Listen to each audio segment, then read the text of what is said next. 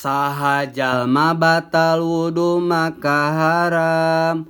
Opat rupa hiji sholat coba paham. Dua tawab katilu nanyaba Quran. Najan tulisan sa ayat dina papan. Opat mawa Quran anging diwenangan dina barang. Ulah niat mawa Quran haram kajalma nu junub genep rupa.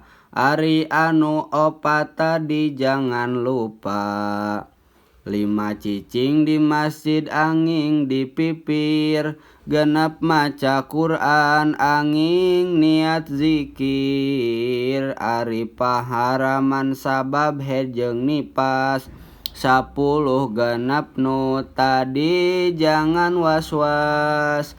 7 puasa jeung tolak ka 8 ari ngaliwat. Ka masjid kasalapan haram liwat.